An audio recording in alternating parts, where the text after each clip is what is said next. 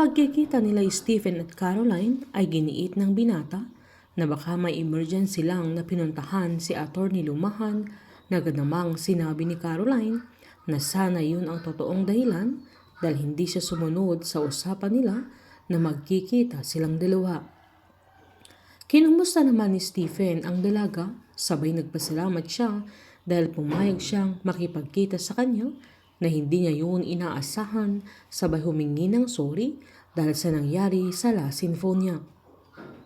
Pinaliwanag naman ni Caroline na okay lang yun sa kanya, lalo't inutusan lang siya ni Cindy na pinagsisisihan naman ng binata dahil mas inuna niya ang sinabi ng kanyang auntie Cindy kesa sa pagkakaibigan nila ni Caroline.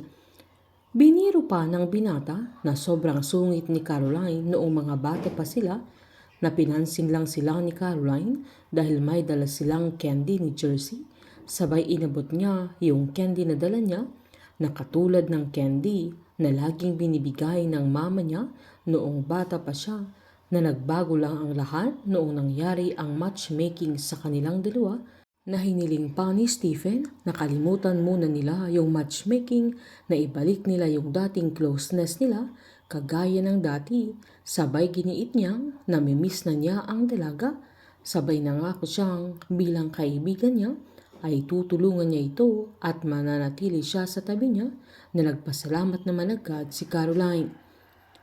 Habang pinuntahan naman ni Dr. John si Lola Nene kung saan pinaalala niyang huwag niyang kakalimutan ang mga bilin niya sa kanya, na pabirong sinabi ni Lola Nene na hindi niya makakalimutan si Dr. John na nagawa pa niyang maglambing kay inawat siya nila Munching at Bingo.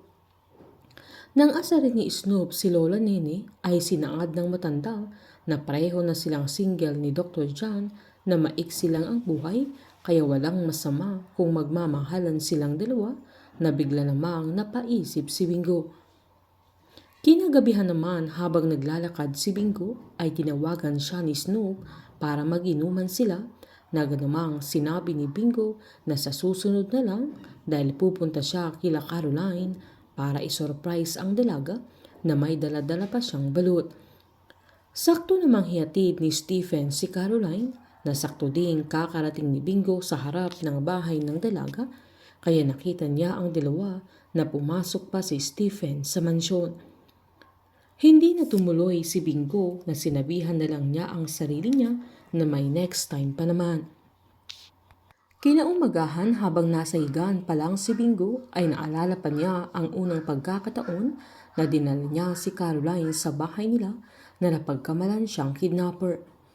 Maging ang unti-unting paglalapit ng kanilang damdamin na hindi na nila namamalayang na-fall na sila sa isa't isa. Mabilis na lumabas si Bingo nang marinig niyang tinawag ni Lola Nene si Caroline, na ang akala niya ay dumating na ang dalaga pero nag-video call lang pala sila. Habang magtatapat na si Bingo kay Caroline dahil napagtanto ni Bingo na pwede naman siyang ma-inlove, na kahit road to 1 million siya para kay Lola Nene.